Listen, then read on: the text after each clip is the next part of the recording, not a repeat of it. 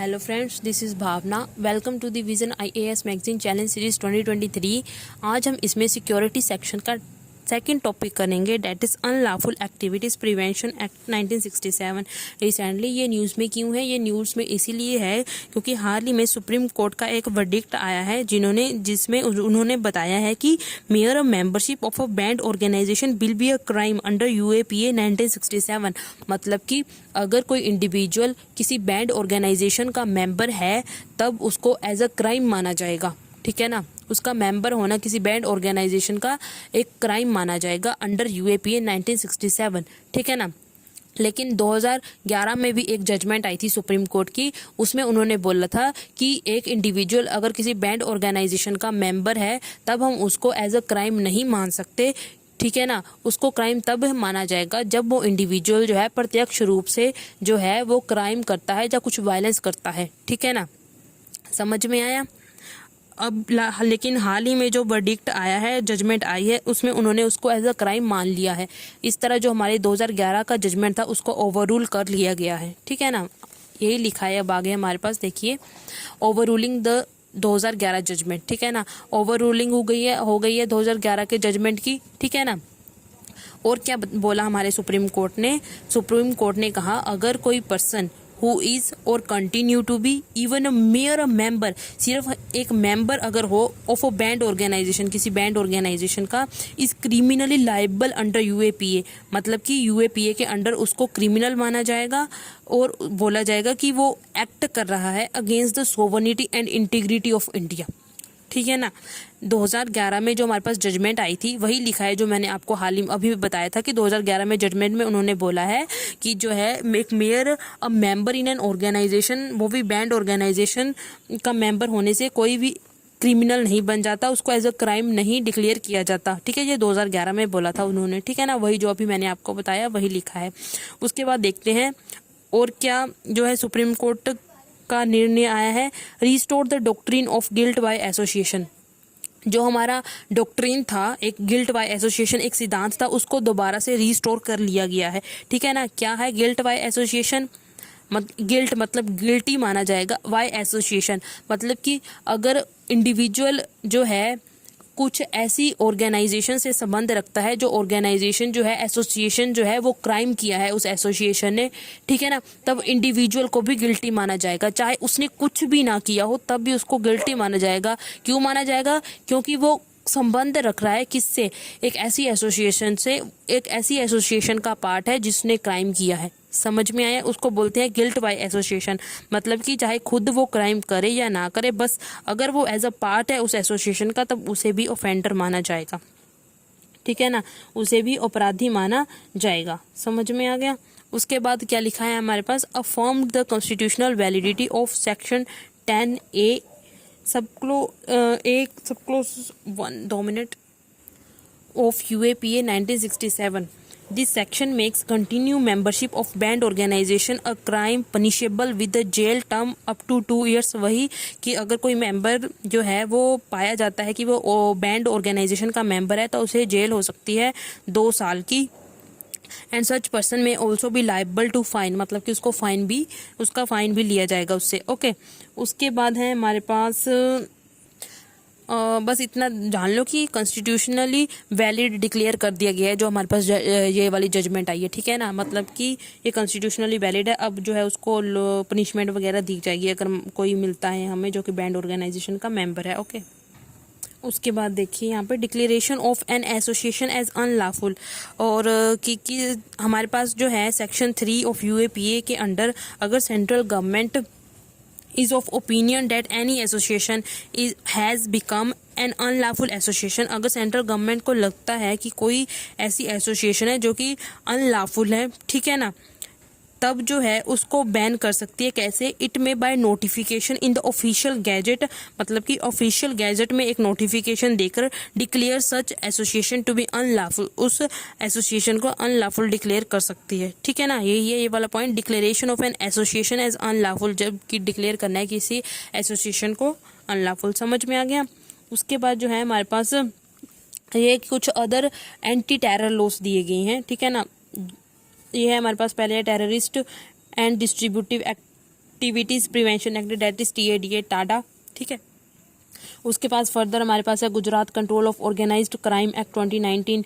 उसके बाद है Maharashtra control of organised crime act 1999 in force. उसके बाद है हमारे पास prevention of terrorism act 2002 that is POTA, ठीक है ना। इसको रिपील कर दिया था लेकिन 2004 में, ये हमारे पास इनफोर्स ही है दोनों, ठीक है ना। इसको भी रिपील कर दिया गया था 2004 में, ठीक है ना। अब जो इम्पोर्टेंट चीज़ है वो अभी आ रही है हमारे पास UAPA 1967 एक्ट।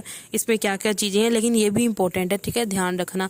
प्रीलिम्स में ऐसे पूछा जा सकता है कि जो मेंबर बैंड ऑर्गेनाइजेशन का मेंबर है वो एज अ क्राइम है अंडर UAPA या नहीं, ठीक है, कुछ इस तरह से पूछा जा सकता है प्रीलिम्स में भी, ठीक है ना। अब देखते हैं UAPA 1967 के बारे में। It was enacted to provide more effective, इसको बनाया गया था ताकि प्रोवाइड की जा सके मोर इफेक्टिव प्रिवेंशन, मतलब कि इफेक्टिवली रोका जा सके कुछ अनलॉफुल एक्टिविटीज़ को, of certain unlawful activities of individuals and associations and for dealing with terrorist activities and related matters में, ठीक है ना। मतलब कि इंडिविजुअल्स एंड एसोसिएशंस अगर वो कुछ अनलॉफुल एक्टिविटीज़ कर रही है उसको रोकने के लिए, और टेररिस्ट एक्टिविटी से रिलेटेड अगर कुछ हमारे पास जानकारियां आ रही है तो उसको रोकने के लिए भी जो है UAPA एक्ट का इनेक्ट किया गया था, ठीक है ना, इसको लागू किया गया था। एक्ट डिफाइन अनलॉफुल एक्टिविटी, जो एक्ट है वो डिफाइन करता है कि कौन कौन सी जो चीज़ें हैं वो अनलॉफुल एक्टिविटीज़ में आती है, ठीक है ना। देखते हैं, any action taken by individual और association that lead to cession of a part of the territory of India, question the sovereignty of India and disrupt the integrity of India, ठीक है ना। मतलब कि हमारी जो इंडिया की सोवरेनिटी है और इंटीग्रिटी है, ठीक है ना, उसको क्वेश्चन करता है या डिस्टर्ब करता है, ठीक है ना। ठीक है, सोवरेनिटी और इंटीग्रिटी, अगर इंडिया की सोवरेनिटी और इंटीग्रिटी के अगेंस्ट में अगर कोई कार्य हो रहा है तब वो अनलॉफुल एक्टिविटीज के अंदर आएगा, ठीक है ना। उसके बाद है हमारे पास पावर विद द गवर्नमेंट। अब गवर्नमेंट के पास कौन कौन सी पावर है वो देख लेते हैं। Under the act central government जो है डिक्लेयर कर सकता है किसी पर्सन को या ऑर्गेनाइजेशन को एज अ टेररिस्ट या टेररिस्ट ऑर्गेनाइजेशन डिक्लेयर कर सकता है, ठीक है ना। कब करेगा, इफ इट, अगर ही कमिट और participate in any act of terrorism, अगर कोई इंडिविजुअल या कोई ऑर्गेनाइजेशन किसी टेररिज्म वाले जो एक्ट्स है उसमें पार्टिसिपेट कर रही हो, ठीक है ना, कुछ एक्टिविटीज में पार्टिसिपेट कर रही हो जो टेररिज्म से रिलेटेड हो। प्रिपेयर फॉर टेररिज्म, ठीक है, प्रमोट टेररिज्म को प्रमोट कर रही हो। अदरवाइज इन्वॉल्व इन टेररिज्म, जहाँ कुछ टेररिज्म में इन्वॉल्व हो। Government can impose all India ban on association, जो गवर्नमेंट है वो इम्पोज कर सकती है क्या, all India bans on association which were declare unlawful under the act. मतलब कि अगर इस एक्ट के अंदर कोई भी ऑर्गेनाइजेशन को या एसोसिएशन जो होती है हमारी उसको अनलॉफुल डिक्लेयर किया जाता है तब जो है हमारी गवर्नमेंट उसको बैन कर सकती है, ठीक है ना, एसोसिएशन को। Both Indian national and foreign national can be charge, this is very important thing. देखिए, चाहे वो इंडियन नेशनल हो चाहे वो फॉरेन नेशनल हो, उसको क्या कर सकते हैं, चार्ज कर सकते हैं अंडर द एक्ट। मतलब कि UAPA के अंदर ऐसा नहीं है कि सिर्फ जो हमारा इंडियन नेशनल है या इंडिया में का जो सिटीजन है वही इसके अंदर उसको पनिशमेंट दी जाएगी, चाहे वो फॉरनर हो उसको भी इसके अंदर जो है पुनिश किया जा सकता है, ठीक है ना। और जो है साथ ही में और देखिए, also the act hold offender accountable in the same manner if the crime is committed on a foreign land outside the India। अगर इंडिया का ही अगर बंदा बाहर जाकर किसी दूसरी कंट्री में जाकर कुछ अनलॉफुल एक्टिविटीज करता है, तब भी टेररिज्म से रिलेटेड कुछ एक्टिविटीज करता है तब भी उसको पुनिश किया जा सकता है इस एक्ट के अंदर, ठीक है ना। उसके बाद जो है हमारे पास इन्वेस्टिगेटिंग पावर्स किस किस के पास है, केसेस जो है वो इन्वेस्टिगेट किए जाते हैं स्टेट पुलिस के द्वारा भी, जो हमारी नेशनल इन्वेस्टिगेशन एजेंसीज है उनके द्वारा भी। उसके बाद अपील मैकेनिज्म भी है हमारे पास इससे related. It provide for tribunal, tribunal है हमारे पास, ठीक है ना, अगर हमें अपील करनी हो बैन के अगेंस्ट में, ठीक है ना, जो पर्टिकुलर ऑर्गेनाइजेशन बैन हो गई है उनके अगेंस्ट में अगर हम अपील करनी हो, ठीक है। उसके बाद है हमारे पास कुछ इश्यूज जो कि UAPA से रिलेटेड है। Broad definition of terrorist act, मतलब कि टेररिस्ट एक्ट की जो डेफिनेशन है वो अभी जो है अनक्लियर है, ठीक है ना, उसको क्लियर करने की ज़रूरत है, ठीक है ना। क्लियरली बताया जाए कि कौन कौन सी चीज़ जो है वो टेररिस्ट एक्टिविटीज़ के अंदर आती है। उसके बाद है वायलेशन ऑफ फेडरलिज्म प्रिंसिपल, ये कैसे, NIA जो हमारी जो नेशनल इन्वेस्टिगेशन एजेंसी है सुओ मोटो पावर, जो उसकी सुओ मोटो पावर है to transfer investigation from the state police is seen as a violation to federalism. मतलब कि एनआईए जो है उसके पास अथॉरिटी है, ठीक है ना, वो क्या करती है किसी टाइम जो है जो इन्वेस्टिगेशन है वो ट्रांसफ़र कर देती है। मतलब कि जो स्टेट पुलिस है उससे ट्रांसफ़र करके किसी और पर्टिकुलर एजेंसी को दे देती है, ठीक है ना। इससे जो है जो हमारा फेडरलिज्म है उसमें थोड़ा वायलेशन होता है, ठीक है ना। उसके बाद है हमारे पास law conviction rate under UAPA. देखिए जो हमारे पास बेस्ड एनसीआरबी का डाटा बता रहा है, ये 2015 से 20 तक जितनी भी एनुअल रिपोर्ट्स आई हैं एनसीआरबी, ये उससे डाटा इकट्ठा किया है, उससे पता चला है द पर case conviction rate under UAPA was 27% compared with 49.67% in the Indian penal code. मतलब कि यूएपीए के अंडर जो कन्विक्शन रेट है, कन्विक्शन रेट पता क्या होता है, कन्विक्शन रेट होता है कि the percentage of people found guilty in legal trial, ठीक है, कितने परसेंटेज ऑफ पीपल्स जो है उनको गिल्टी माना गया है लीगल ट्रायल में या कोर्ट की प्रोसीडिंग में, ठीक है ना। कन्विक्शन रेट यूएपीए के अंडर सिर्फ 27% है, और अगर हम इसको कंपेयर करें आईपीसी से उसका है 49.67%, ठीक है ना। Issues with recent judgement, issues क्या है विद रीसेंट जजमेंट, देखिए it is the silent on procedure. Silent on procedure मतलब कि there are no clear detail steps और rules for carrying out the particular task. मतलब कि कैसे मेंबर जो है बैंड ऑर्गेनाइजेशन का उसको हम फाइंड करेंगे, ठीक है ना। ये एक साइलेंट ऑन प्रोसीजर है, मतलब कि क्लियर कट हमारे पास स्टेप्स नहीं है, रूल्स नहीं है इससे रिलेटेड किस तरह से जो है फाइंड करे कि who is a member of such banned organisation, ठीक है ना। इसे बोलते हैं साइलेंट ऑन प्रोसीजर। समझ आ गया। और ये थे issues related to recent judgment, ठीक है ना, जो हाल ही में अभी जजमेंट आई है उससे रिलेटेड इशू था। और अमेंडमेंट देख लेते हैं। अभी तक जो है एक 2004 में अमेंडमेंट हुई है, इसमें 2008 में हुई है, फिर 2012 में, 2019 की अमेंडमेंट जो है उसको ज़रा देख लेते हैं इसमें क्या क्या बताया गया था। इसमें जो है 2019 की अमेंडमेंट में गवर्नमेंट को सशक्त कर दिया गया था, एम्पावर कर दिया गया था कि वो डेजिग्नेट कर सकती है इंडिविजुअल एज अ टेररिस्ट। मतलब कि इंडिविजुअल को टेररिस्ट डिक्लेयर कर सकती है कौन, हमारी गवर्नमेंट, ठीक है ना। Earlier only organisation could be designated as a terrorist organisation. मतलब कि इससे पहले इंडिविजुअल को नहीं, सिर्फ ऑर्गेनाइजेशन को ही टेररिस्ट डिक्लेयर किया जा सकता था, लेकिन अब 2019 के अमेंडमेंट के बाद हम इंडिविजुअल को भी टेररिस्ट डिक्लेयर कर सकते हैं।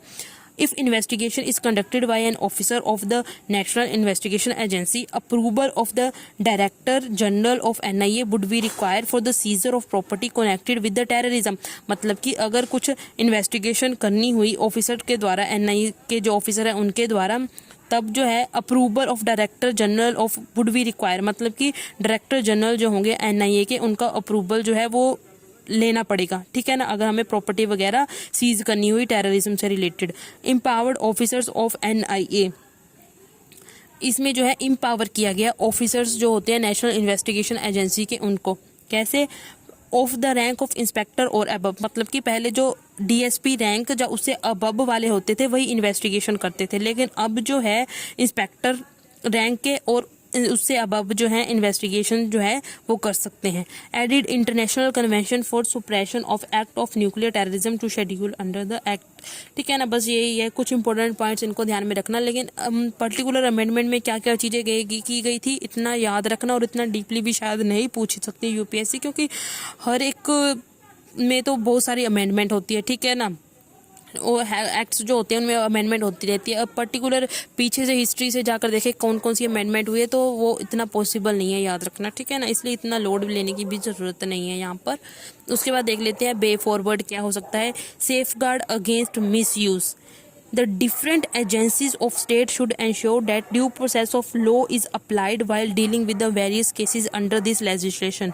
मतलब कि जो हमारी अलग अलग एजेंसीज हैं स्टेट की, उनको क्या करना चाहिए, due process of law apply करना चाहिए, ठीक है ना। ड्यू प्रोसेस ऑफ लॉ मतलब कि इंश्योर करना fair and just legal procedure. मतलब कि बिल्कुल लॉ के अकॉर्डिंग, जैसे बिल्कुल मतलब लॉ के अकॉर्डिंग काम किया जाए, ठीक है ना, ताकि जो है जस्टिस, फेयरली जस्टिस मिल सके, ठीक है ना। वही लिखा है, जो डिफरेंट एजेंसीज हैं उनको स्टेट्स की should ensure that due process of law is applied while dealing with the various cases under this legislation, ठीक है ना। उसके बाद हमारे पास need for a central agency for overseeing evidence collection.